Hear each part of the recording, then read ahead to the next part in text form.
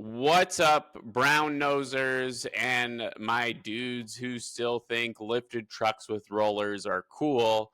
Welcome back to Trades and Gains, the only place where, well, you can find market news that won't put you to sleep. And every week on Wall Street right now feels like an episode of Succession written by a Goldman Sachs intern who's, well, microdosing mushrooms.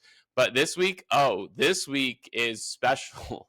Because Warren Buffett, the patron saint of cherry Coke, Dairy Queen, and pretending like he's just like the rest of us, just bought almost 5 billion worth of Alphabet stock. Yes, Alphabet, aka Google, the company that knows your search history, your ex's new boyfriend's LinkedIn page, and exactly how often you Google is it normal to at 3 a.m. Buffett used to call tech investing too complicated. And then AI came along and he said, you know what? It's even more complicated watching everyone else make money without me. Because again, Berkshire Hathaway has been sitting on the largest amount of cash they have in almost 20 years at this point. Now, again, Berkshire Hathaway grabbed 17.85 million shares of Alphabet, about $4.9 billion worth, which is a lot of money unless you're Amazon, in which that case, that's what you spend on paper clips in a fiscal quarter. This is the same Buffett who once said he didn't, quote unquote, understand the internet. Now he's investing in a company that literally is the internet. Experts say Alphabet is almost value investor friendly of the AI giants, which is true. It trades about a 25 times for its earnings, while Nvidia is at 30x. And Sam Altman is at infinity and beyond because that dude's ego is about as big as his fucking oversized head. I hate Sam Altman, by the way. And Google's AI search, it's really just like the original Google, except now it writes full paragraphs, gets some things wrong, and hallucinates sources. So basically, it's just a journalist at the end of the day because they do the same bullshit. Now, let's talk about Tesla. Tesla's stock popped 3% because Stifel raised their price target to 508 thanks to Robotaxis and FSD.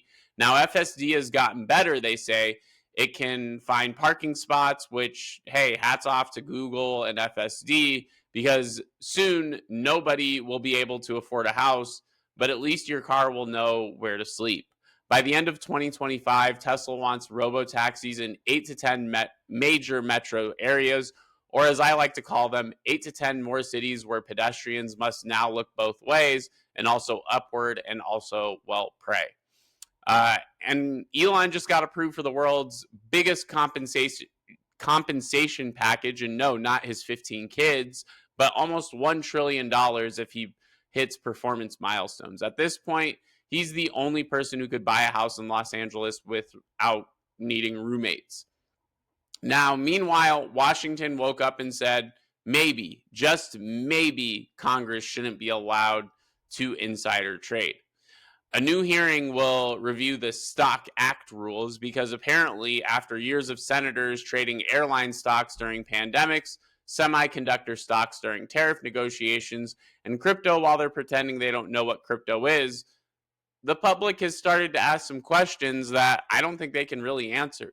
86% of Americans want a ban on lawmakers trading stocks. The other 14%, well, that's Congress, basically.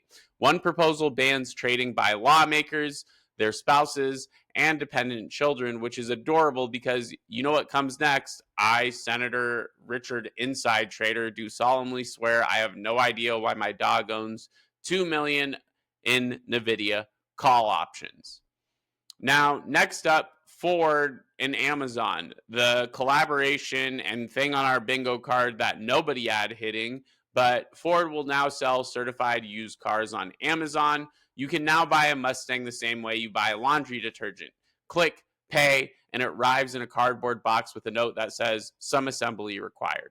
Ford says this keeps buyers in the Ford ecosystem, which is funny because if there's one thing drivers love, it's car ecosystems. Nothing says rugged American freedom like a cloud connected subscription for heated seats right now. Now, Alphabet hits a record. Tesla pushes robotaxis. Congress pretends they just learned what a stock is, and Ford joins Amazon, and soon you'll be getting prime deliveries of F-150s. AI optimism is sky high. Tech valuations are enormous.